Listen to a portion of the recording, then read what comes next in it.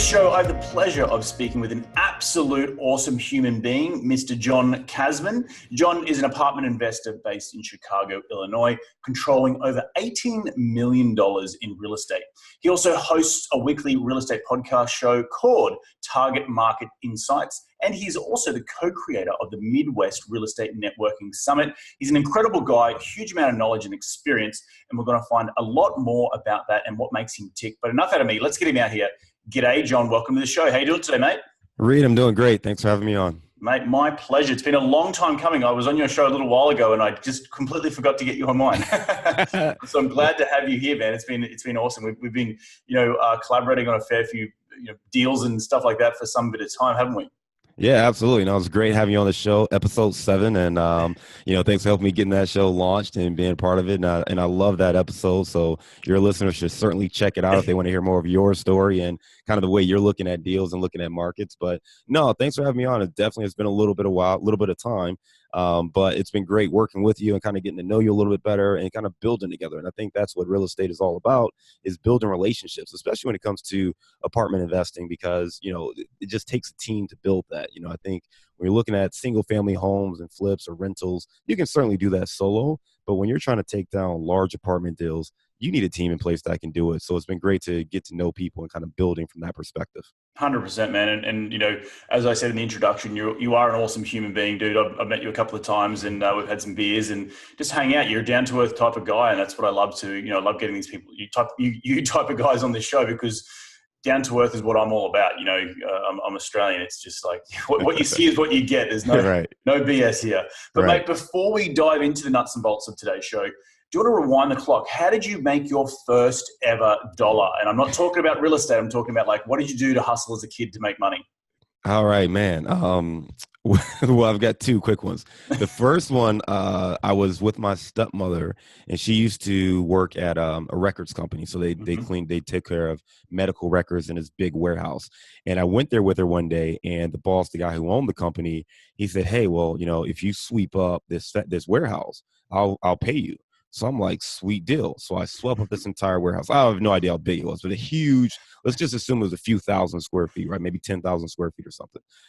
Clean up this whole thing. It takes me about an hour. I'm like, I don't know, 6 or 7. And I sweep up this whole thing, and I'm done. And I say, great, I'm finished. And he says, well, what do you think you deserve for it? I'm like, man, let's see. It's a pretty big warehouse. So I don't know, man, like $20. He's like, $20? And I'm like, all right, maybe that was too high. $10. He's like, $10. And I'm like, well, damn, yeah, that was a pretty big word, like $5. And I ended up getting paid $2. And the lesson there was negotiate your pay up front. Like, don't do all the work and then ask what you're going to get compensated. And then the second thing was, it's funny, we talked a little bit about, hustling candy. I actually did. A friend of mine, we used to go to the little corner store. They had these blueberry blow pops that came out. Mm-hmm. They were very popular. You can get them for 10 cents. Mm-hmm. We would buy them in the bulk for 10 cents, sell them in class for $0.25. That worked great for about a month until our teachers basically found out, and we got busted and got pulled into the principal's office, and they called my mom, and it was this whole ordeal. And then I used to sell video games too. So before there was video game exchanges and things like that, we would have games. You get tired of playing them. Hey, I've got the new Blades of Steel. You want it? And we'd sell it in school for a profit that way too. So I'd play it. It'd be, used a little bit, but I'd swap games and play it. So we did a whole bunch of little odds and ends things to make $1 here and there back in the day. Mate, that's it. It's an awesome story. The sugar gang, right? The candy and selling it at school and getting slapped over the wrist. That's hilarious. But also, you're right, like negotiating up front what you're going to get paid. Because I think that's, as when you first break into the working force, you're like, what am I going to get paid for doing this? What is my time worth as a 14-year-old or however old you might have been? And I know I definitely started before I was legal, and I was a pretty good sweeper myself. I do pride myself on sweeping, even around the house today. My wife's like, yeah, you're a good sweeper. I've always been a good sweeper. But mate, enough out of that. Let's get into the nuts and bolts of today's show.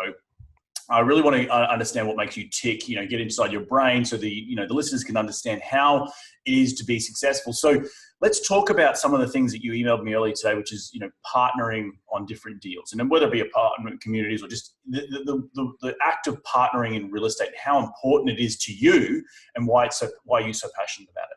Yeah, absolutely. I mean, so for me, the way my real estate investing has happened has pretty much been me solo up until about 2 years ago.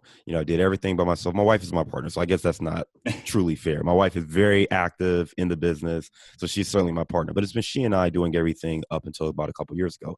And we ran into a wall. You only have so much liquid capital of your own that you can invest. And we were doing that. We were making good money. We were being able to refinance properties, putting equity back in our pocket and, going out and buying more. And we realized that we had something going, but we needed to find a way to scale. And for us, as we looked to scale, that meant doing larger deals where there was more, a larger pie basically for people to eat. So we can still get the same amount of pie. It's just a much larger pie for our slice, right? Right. So that was one thing that we started realizing. And then also recognizing that there are people who had skill sets that could really complement what we were doing. So, I'm really good. I've got a strong marketing background. I've been doing that for, 12 or 13 years. My wife is a CPA. She's been an auditor. So she understands how to look at the numbers and dig deep into the audit side of it. So Mm-hmm. once we kind of get in the contract, that due diligence period, I kind of just turn to her and let her go wild with it. Right. But underwriting the deals, I mean, that's something that is very, very important.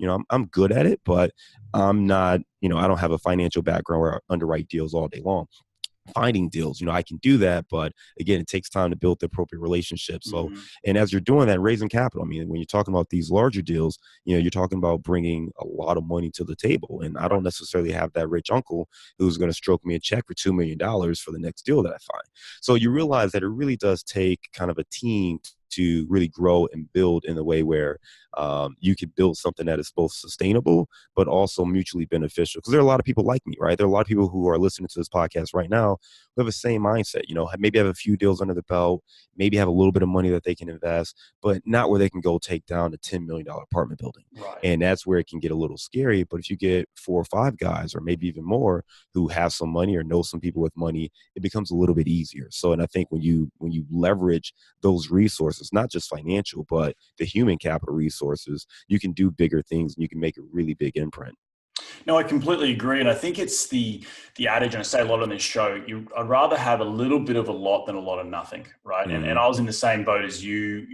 As a lot of people are. You use your own capital, and you get to the point where the banks won't lend you anymore. And particularly as an as an expat, when I first started investing, I got to my limit pretty quickly because Yeah. I didn't have credit. But it is important to understand that real estate is a team sport, and to do that next big deal or that one, as you keep progressing up the chain. One of my mentors always said to me, he's like, it's not about, the amount of money you make in your first big deal, whether it be apartment syndication or ground up Mm-hmm. construction or $1 million flip or whatever it might be. It's about getting your foot in the game. And once you get your foot in the game, you're going to have credibility. You can then go and make a ton of money. So can you speak to a little bit about that, about how you have used it in you and your wife, to slowly like notch your way up as you're going along the totem pole of deals, and maybe start out, well, what was your first ever deal that you did back in the day, and then what you're scaling to now? Yeah. Well, I mean, I've always known real estate as to be a wealth driver, Right. so the challenge was figuring out how do you actually break into it. So Mm-hmm. the first thing we did back when I was even in college, we purchased a group home facility, and I did that with my family. I'm on the loan. This was back in like 2003. So back then you just needed a pulse, right? Because I was a college student. I worked full time, but I think I was making like, I don't know, 15,000 a year or something like that. Wow. But somehow I qualified for this $100,000 loan, even though I didn't live in the city. I had no money in my bank account. They literally put money in the bank account the day before I needed to show it to the bank. I mean, just stuff Wow. that would absolutely not fly today, right? So that was the first deal, and that was less of an investment and more of kind of a family business we were growing. The Mm-hmm. first pure investment was a duplex in Chicago in an area called North Center, and that was one where I researched the heck out of the neighborhood, because for us, we talked to a lot of investors, we talked to a lot of people at meetups and RIA groups and things like that. And what we realized was we needed to be very, very conservative on the first deal. So we bought an area that we loved. It was the only neighborhood out of 77 neighborhoods in Chicago that did not see any downtick in value during the economic downturn. So the way we looked at it was, if this neighborhood is stable and still going up from 2008, 2009, 2010, then there's a pretty good chance it's going to continue to do well over the next few years. Right. So we bought that. That's worked out extremely well. We did have a value add play there where we renovated the bathrooms, renovated the kitchens, renovated some things on the exterior. What I didn't realize is we created a ton of equity. So we actually went to refinance. We bought that with FHA financing. When we went to refinance, we found out that we had created about $150,000 worth of equity, and the bank gave us a $100,000 line of credit. So at that point, we realized, wow, there's really something to this value add play. We next bought a 3-unit, we bought an 8-unit building. And from there, we really started to, step back and say, okay, now how do we scale this in a way that is sustainable? Because once we bought that 8-unit, we were tapped out. I mean, that was all of our money at that point. We had a couple other flip projects going. So we really need to step back and say, okay, we got to figure out a way to do this with other partners, because I can't wait another year and a half to buy the next one. And this is just kind of a slow growth, which is why we really started to focus on building partnerships. And that's awesome. You said you got an FHA loan on the first deal. Yeah. Did you house hack that thing? We did. Nice. I'm in it right now. So I'm still in it. We have another home that we're going to move into. We're probably going to actually put that one on the market instead now. But yeah, we house hacked this one. It's been extremely well. It's a great neighborhood. It's basically, it was a neighborhood that was amazing, but people just didn't know about it yet, and now they know about it. So the home, kitty corner back this way, they sold it for $600,000 as a tear down. Wow. And they rebuilt the brand new single family home, sold it for $1.9 million. Wow. So when did you buy it? We bought this in 2012. We bought it for $360,000. So I mean, the value is doubled basically. Right. And I like to say that we're really intelligent, smart investors, but a lot of it had to do with the market and the timing. I mean, the timing can't be missed. I mean, in 2012, if you were buying, you probably did pretty good.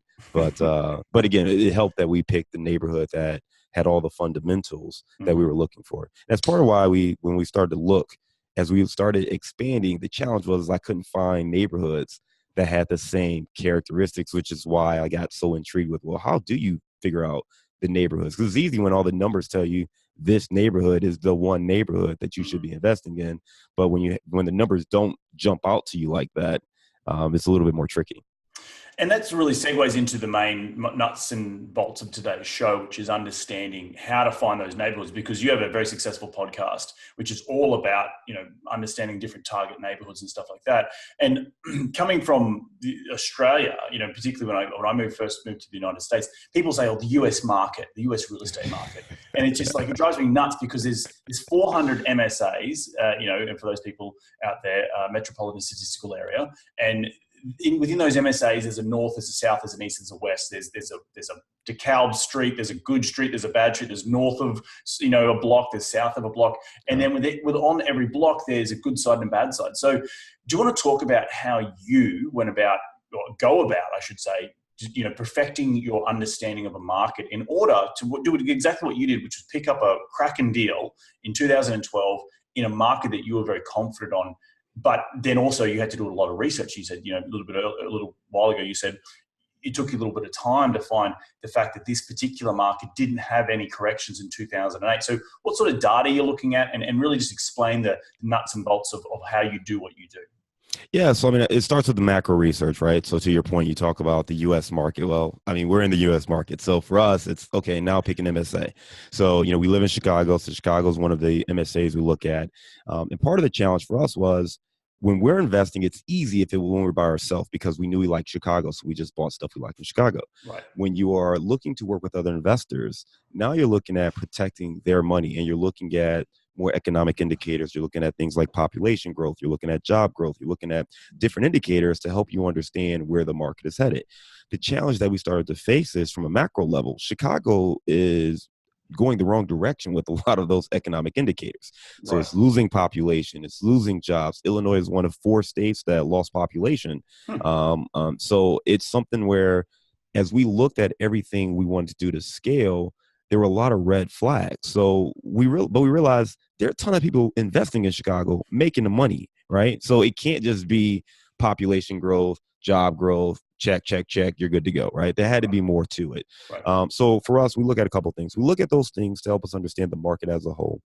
When those things are not favorable, like in Chicago, we like to go deeper into the submarkets, and you have to be even more selective. You have to be even more conservative with your underwriting, the markets you're selecting, and then you're looking for sub-markets that are seeing growth. So you're looking at things like what jobs are coming to the area. You're looking at what developments are happening, what new construction is taking place, what is the net absorption. Net absorption is basically when you have new apartments coming on, how quickly are those apartments being filled up? So if there's 1,000 new apartments going on, are 1,000 being filled or only 800 being filled? So it kind of lets you know what the demand is and the pace of the growth. So that's something that we look at to understand as we're looking at these different submarkets, what's happening. One thing to point out is that the numbers can be very tricky if you don't talk to real people. I mean, numbers are great, but they're not the end all be all. You have to talk to people to understand what's happening. And I'll give you an example. In Chicago, the neighborhood I'm in, North Center, if you look at the numbers, it might indicate you'll see population loss. You'll see that people are leaving, and that's not really what's happening.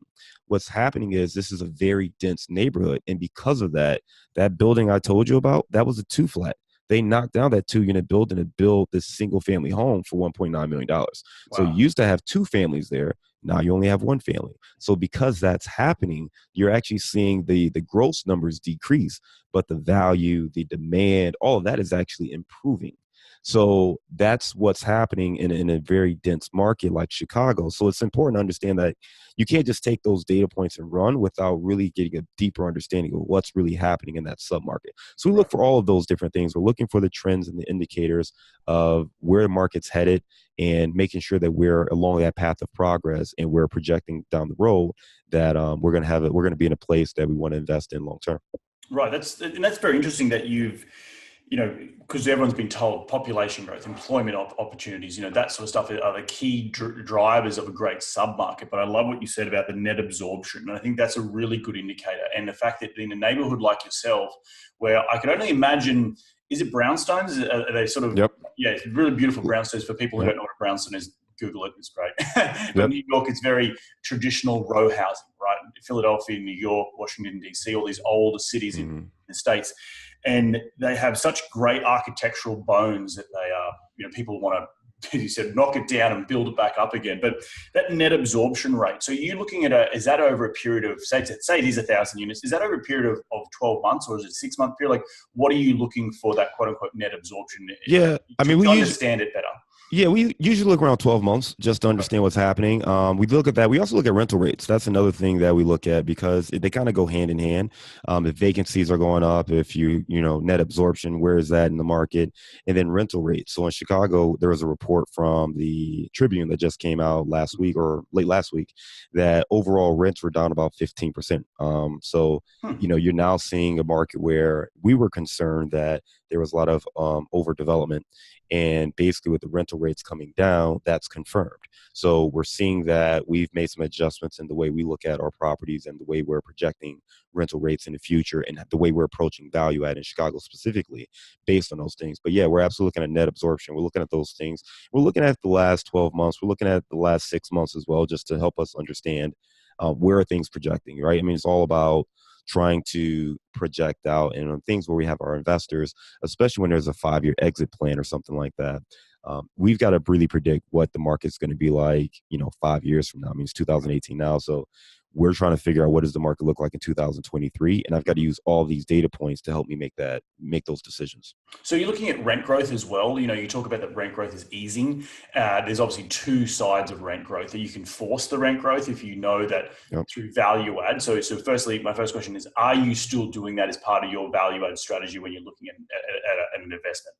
Yeah, absolutely. We're still doing it. And that's to your point. That's exactly it. But what we do is we say, okay, hey, if rent growth has come down, when you go and project, hey, we're going to see a 2% annual rent growth, we need to make sure that the data is backing that up and what's happening. And again, we may, for instance, with Chicago, now you're starting to see some of that new development slowing down a little bit because those Class A luxury apartments are now having to offer concessions. Well, the reality is that that's not really our tenant base.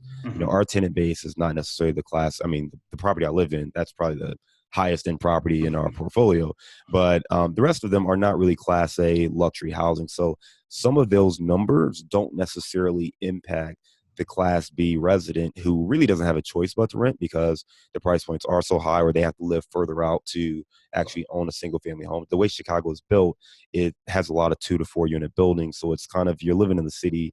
The single family homes, that land is very valuable, which is why, you can knock something down and build $1 million property there. So we still look at it, but the value add is to play. We look at that and say, okay, what are rents going for at this quality of finishes? So we invest $3, $4, $5,000. We upgrade the kitchens, we upgrade the baths.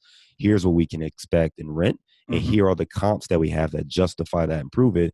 Or you take a look at it as well and say, okay, if that's the case, do we need to go a little bit above and beyond? Do we need to be a little bit more modest in, our rental increases year over year? Are there other things we can do from a retention standpoint to make sure we're retaining our tenants? Because that's something that where we've thrived is just making sure we have strong retention pieces in place. So we're not out there necessarily always trying to find new tenants to come into our properties. And do you project a like an even split between expense growth, expense growth and rent growth? Is that the same, or do you have a little bit of a stagger between the two? And what market data are you seeing for Chicago, Illinois right now that is showing year-on-year rental growth? Yeah, so after you've done your value add. Yeah, so it varies by market. So in Chicago, we do we pretty much do about a 2% increase in both income and expenses. Yep. In Cincinnati, we do the same. Sometimes we'll take that down a little bit more.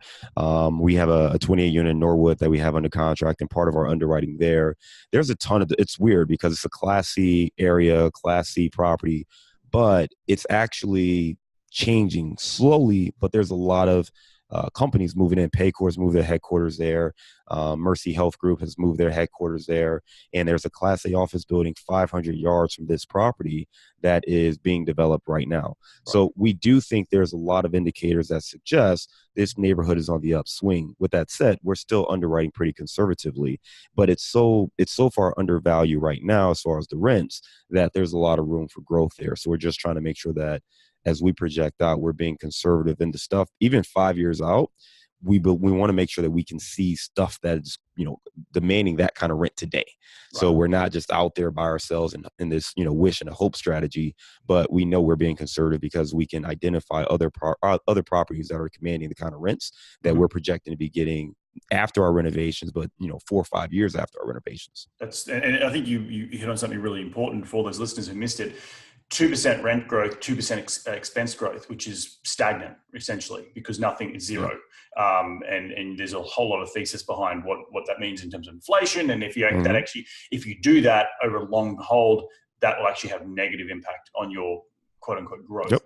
Yep. The fact is inflation is higher than the 2%. And if you're both stagnant, then nothing will ever grow. So you're really being quite conservative when you do that. So it's a little trick. Typically, I like to get 50 basis points between the two, but it's horses for courses. So it really depends on your market. Yep. So John, tell me a little bit about, you've got these hacks that people can use to try and get the best market data in terms of making the right decision. And then obviously moving forward with an investment. So I know you've got a downloadable link and I'll put it in the show notes, but do you want to cruise through maybe some of the high level, your best, maybe 5 hacks that you like to use when you're researching markets to find the best data? Yeah, absolutely. So, there are a couple of things, right? So, one, from doing the podcast, it's been great to pick the brains of all these brilliant people, right? I wish I could just take credit to say, I've come up with this list all by myself and it's all my genius. But the reality is that, again, we go back to the teamwork thing. There are a lot of great people, a lot of smart people, and I've been able to pick the brains of some of the smartest, most successful investors across the country. Mm-hmm. So some of the things that we've learned and some of the hacks that we wanted to share with people, I'll give the first one, right? So the first one is, and it's a pretty broad one, but it's pretty something that most people know, is investing along the path of progress. But to take that a little bit deeper and a little bit further is how do you identify that path of progress? What are the anchors in a market? And it's not just, okay, there's a university or there's a hospital, but what's happening at that university or hospital? And I'll give you an example. In Cincinnati, there are 2 major universities really close by each other, just a couple miles away. So you've got the University of Cincinnati and you have Xavier University, both of which did terrible in the tournament, by the way. But with that said, the University of Cincinnati is seeing extremely strong growth. The market, when you see Clifton and the neighborhoods around there, that's seeing a lot of growth. The University of Cincinnati saw a 9% growth in incoming freshmen this past freshman class versus the year before that. They've hit, they're for 5 years straight now, they've hit enrollment highs, all-time records for enrollment. So when you look at it, it's not just that there's a university there. This university is growing at a rapid pace where they have, thousands of new students this year than they had last year, who are, guess what, are looking for housing. So those are the kind of things. It's not just that there's an anchor. Is that anchor growing, or is that anchor in decline? Is that hospital adding a new wing? Are they putting, is there a $10 million development going? Are they looking to expand north, east, south, west? So it's understanding where that anchor is, what's happening with that anchor. Because you see, in the Midwest in particular, a lot of cities and neighborhoods were crushed when you had manufacturing jobs leave. Right. And if you pay attention to what's happening, if you're looking at the quarterly reports, it's great that you've got this company there. But if you're not paying attention to their business, are they growing? Are they stable? Is business doing well? Or are they struggling? Are they struggling to hit their quarterly projections? Are they struggling to hit the returns and profits? Those are the things you kind of need to keep an eye on as you're looking at these anchors, because that's going to tell you whether or not this anchor is going up and the neighborhood's going up, or if you need to be more cautious and the neighborhood's potentially going down. So that's kind of the first one. It's kind of a one or two in together, I guess. So path of progress, right? Just looking for path of progress. And then what are the major anchors within that market? Got it. Absolutely. Absolutely. Another one I'll give you is we like to check out the neighborhood from a TIF standpoint, or what is the government doing? So is the government has any TIF funds available for it? TIF standing for? Tax increment funding. So basically, you're looking to see if the government has identified this area for development. Are they providing any incentives? Because if they're doing that, they want to see that area develop, and they're providing an incentive for developers to invest in that area. So if you are a smaller investor, instead of going in there with, $100 million development or something like that, you can just look and say, okay, they've identified this area as an area of they want to see develop. Let's buy something along this path. So that's another thing that is a nice little hack that you can do. And you can go to your government website. Typically, if you go to your planning commission, so if you go to your city's planning website, you will be able to see their planning or their zoning plans, and that should come up there.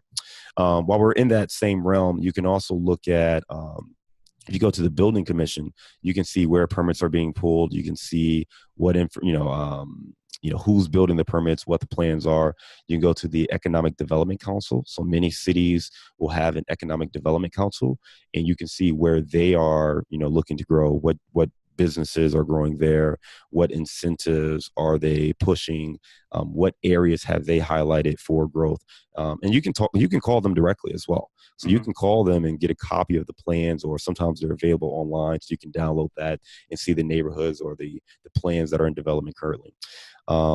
Last one along that path is going to those meetings, right? Those city meetings, whether it be the board meeting, whether it be the zoning commission meeting, but actually just going to the neighborhoods you like. Go to the meeting and find out what proposals are on the table. If you don't have time to go and check out the notes. The notes are typically online, so you can get the meeting notes from a lot of those councils, or you can at least get the minutes of the meetings. So you can check that out as well. That's another great tip to find out what's happening in the city.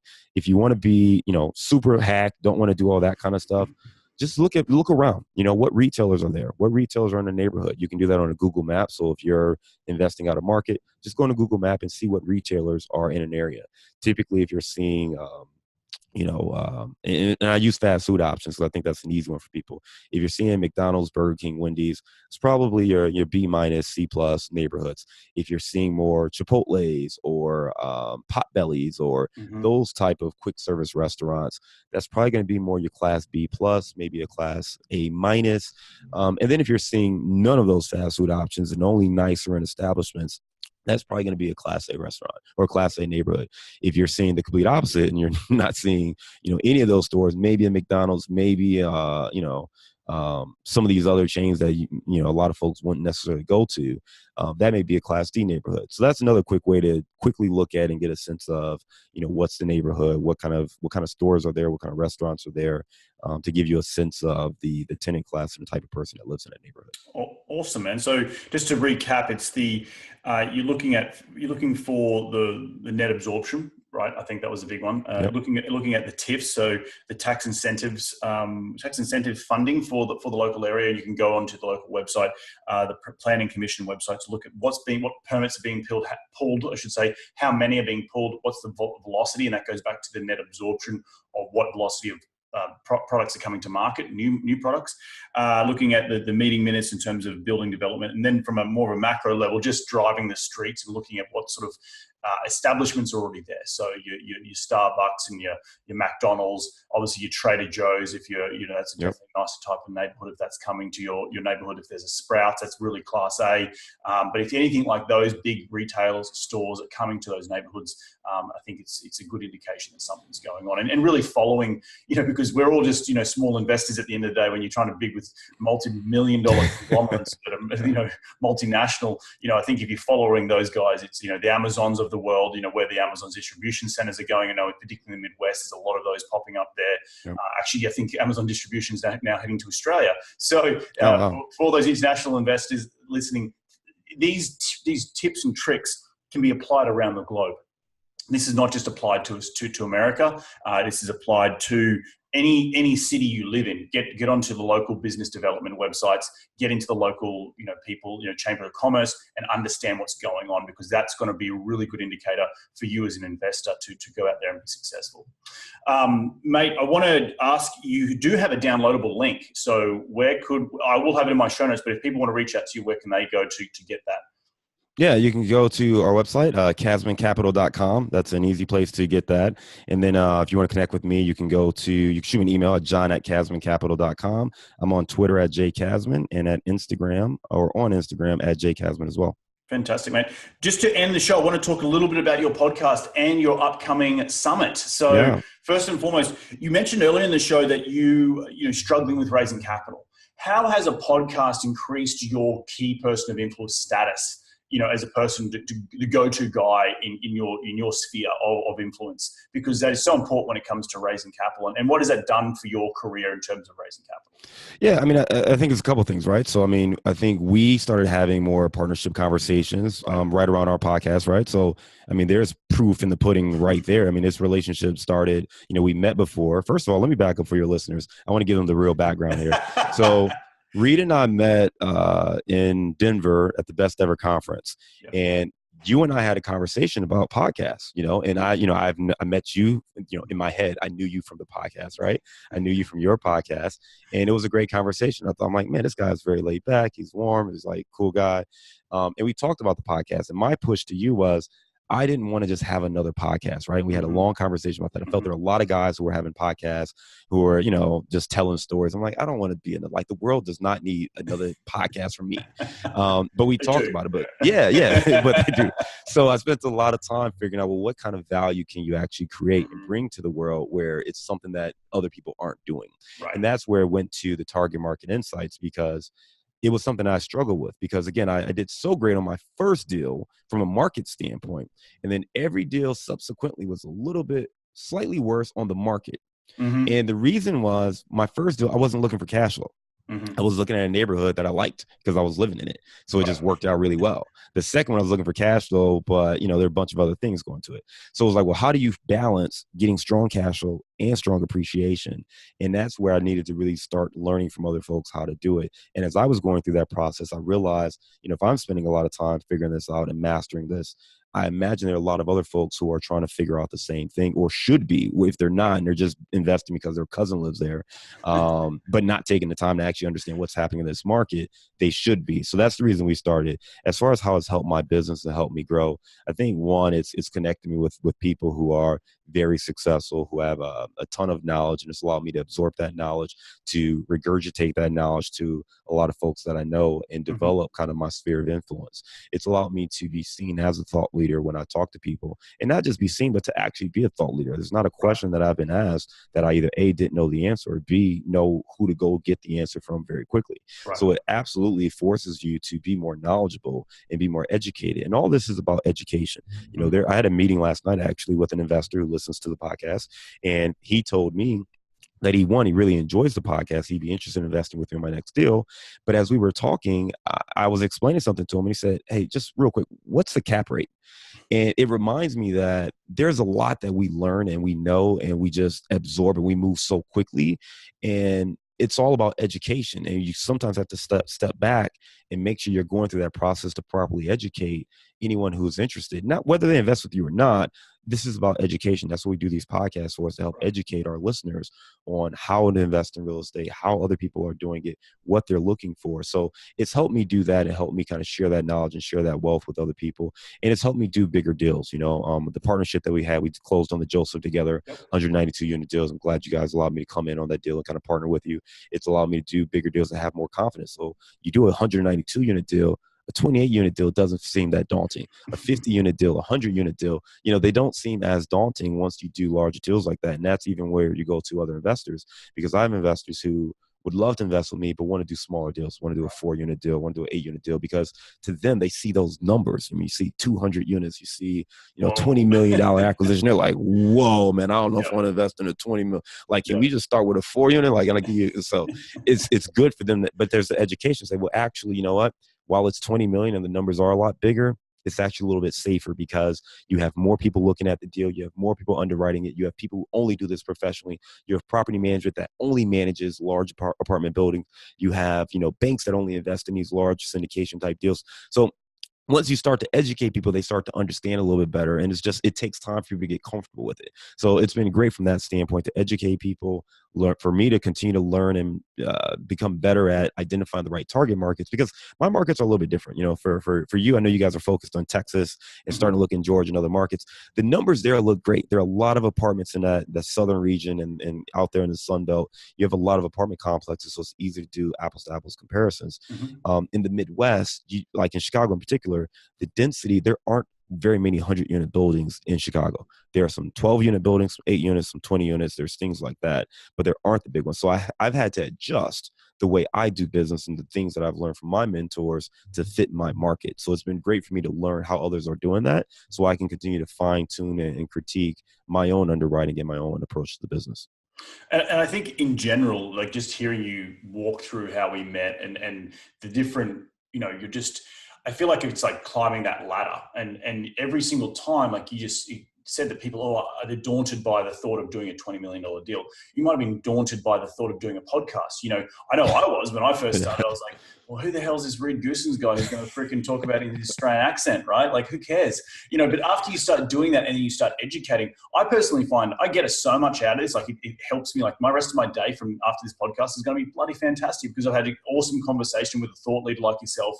And, we all have these self-doubts. We all have our chatter in our head saying, you can't do that. You can't do this. You can't. Yep. At the end of the day, it's limiting beliefs. And you can only you surround yourself with people who are doing it. I'm so glad we met at the Denver, meetup event, that I hopefully was able to inspire you to go off and do something when you haven't. You're taking action, and now this has opened up so many more doors that you are now investing in large apartment communities. It gives you more confidence just to walk with your back straight, Absolutely. And go out there and just start crushing it. So I think there's so many good things that come from being a thought leader, becoming a key person of influence. Now, you don't have to start a podcast for those people who are listening, but you can do little things that can just help.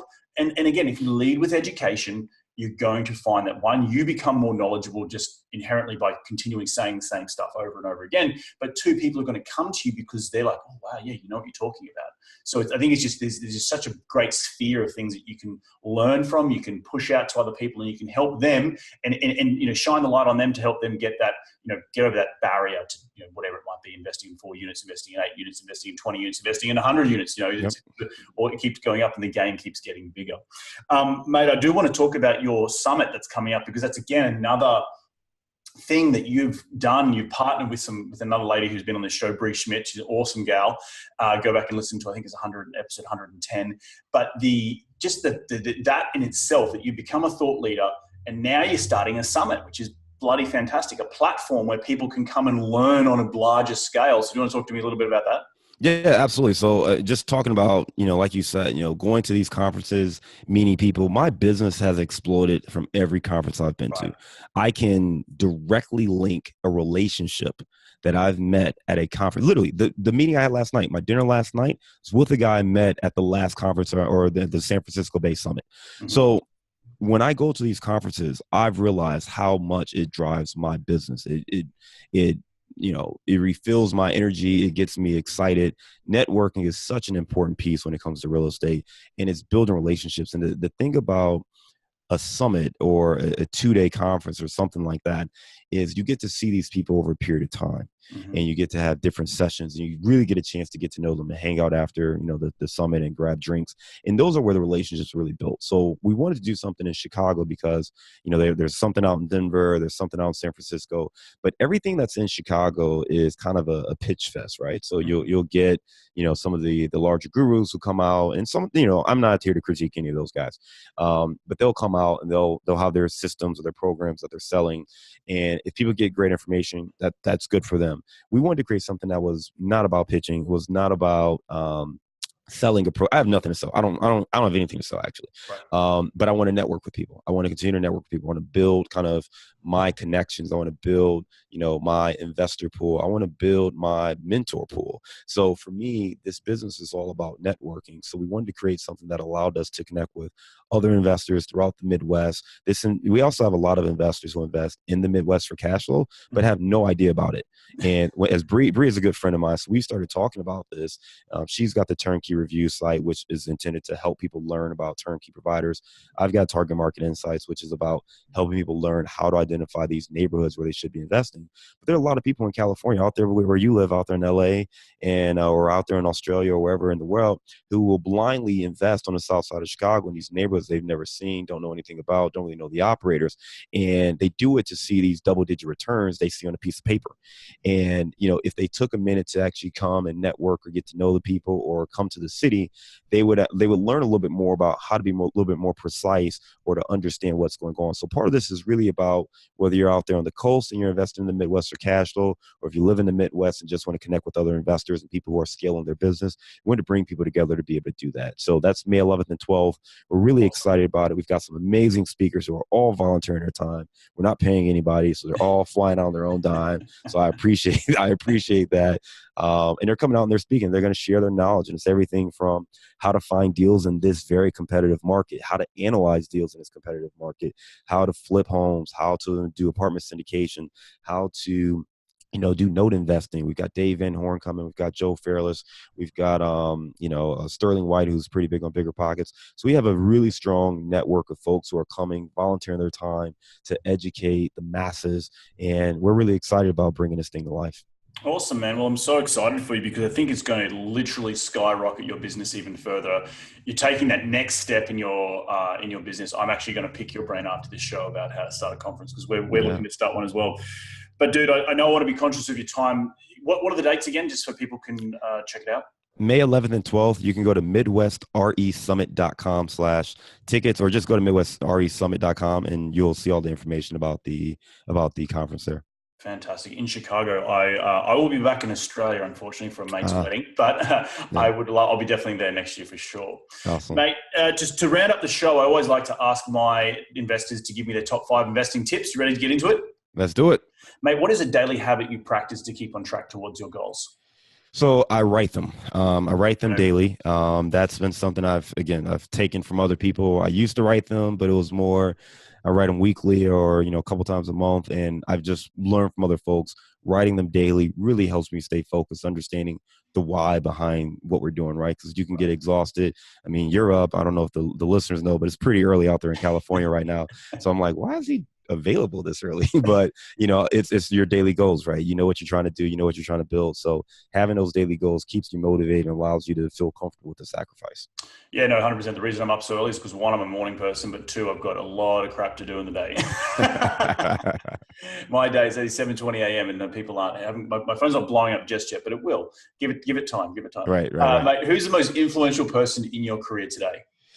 Oh man, so many people. I think as far as folks that have a personal relationship with, I would go with My grandmother's very inspirational because she really is the person who just believed in me for with no reason, just like completely, filled my head with all the dreams of the world of what I could be. And, you can do anything you want to do, and just constantly shower me with that. It really helped me build my confidence. I think, beyond that, when it comes to the real estate investing side, I can't say that there's one person. I think just being around so many successful people and knowing them and actually seeing them and having real conversations, it made it practical. It Right. wasn't a book that I was reading. It wasn't these mythical creatures or somebody's biography, or just looking at TV and seeing these millionaires. It's like real people that I know who are crushing it in real estate, Right. which made it very tangible and real for me. Right. No, I think that's awesome. And what's your grandmother's name? Claudia. Claudia. Love it. Yeah. Love it, mate. What's the most influential tool in your real estate business, whether it be physical or digital? Um, the most influential tool is, email, but there are a couple things. So like Boomerang is, it's an email application. It's kind of a plugin, and it's great because like my days get pretty hectic. I actually still work a little bit full time, technically speaking. I'm very fortunate to work for entrepreneurs where they allow me to kind of craft my day as I see fit. So Yep. I'm at home right now doing this with you. And we kind of, I do what I have to do throughout the day. So, Mhm. but because of that, there are a lot of late nights, early mornings where I've got to get stuff done. And sometimes you need to send an email, and you don't necessarily want that broker to know you're putting in an offer at 2 a.m. So I set my Boomerang up so it can go out a little bit later in the day.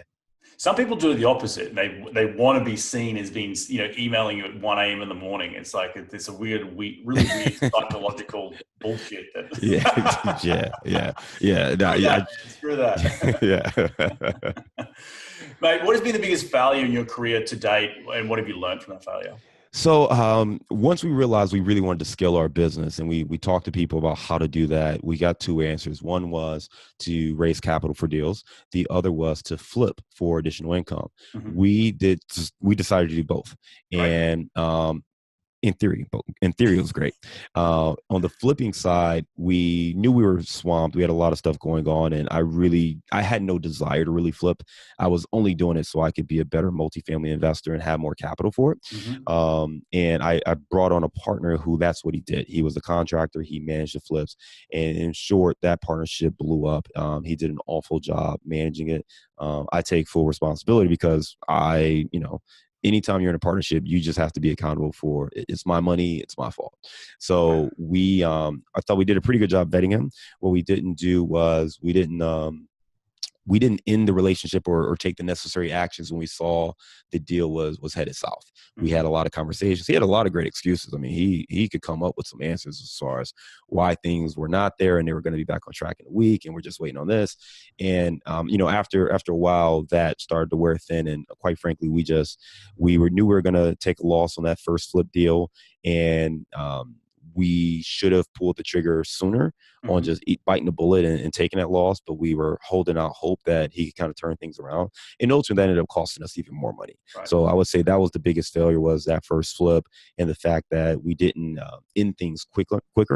And that's the lesson is you always want to find the lesson in those losses or those failures. The Right. lesson was we need to be more aggressive when things are not going right. Let's be upfront. Let's be honest. And let's move. And if we got to take a loss, let's minimize what that loss is, and let's keep it moving. But again, the neighborhood wasn't there. All the stuff that I know now and I knew then, I didn't like the area. I didn't like the market. I didn't like, it was all these things. We were flipping with ARVs on the top end of the market.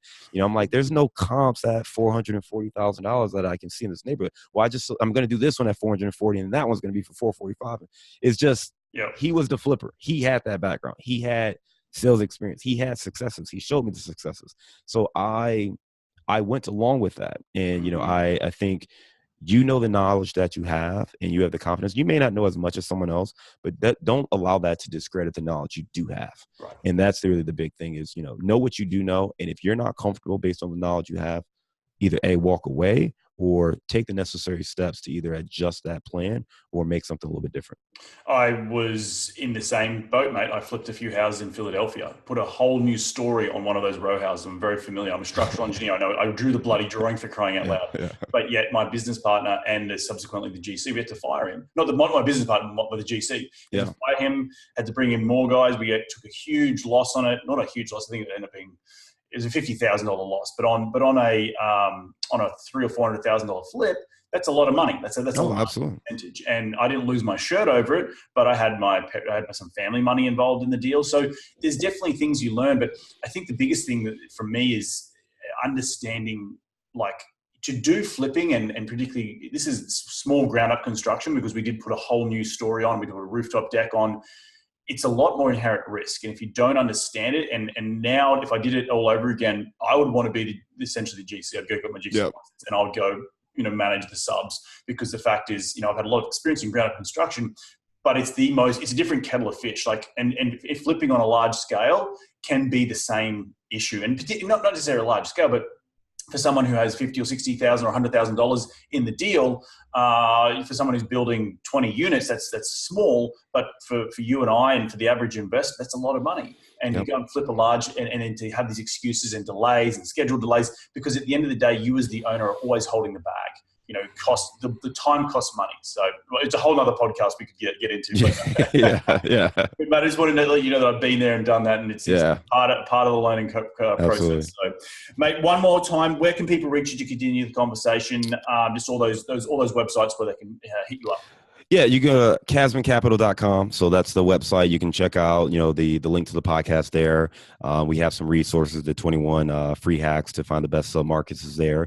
You can reach out to me via email, john@casmoncapital.com. And then I'm on social media, on Twitter, and I'm on Facebook. Facebook, I don't post as much, but we do have our Target Market Insights page on Facebook, so you can like that page. And we do share data information that we get, specifically on markets where we have our investments. So Cincinnati, Chicago, San Antonio, we do post information of things going on in those markets there. And then Instagram, @JCasmon for Twitter and for Instagram. Fantastic, man. I really, really appreciate you taking some time today. We did go a little bit over the recording, but I'd love it when we get into these sort of, down these tangents and just talking shop. So thank you so much for dropping by. Enjoy the rest of your week, and we'll catch up soon. Sounds good, Reed. Thanks, man. Take care. Now, guys, thanks for listening in today. Make sure you check out all the show notes up on my website at reedgoosens.com. You can download John's awesome top 21 hacks for downloading or for finding best submarkets, and you can check that out at reedgoosens.com. Remember to click on the podcast tab. Thanks again for taking some time out of your day to tune in to continue to grow your financial IQ, because that's what we're all about here on this show. We're going to do this all again next week, so take care, be safe, and remember, happy investing.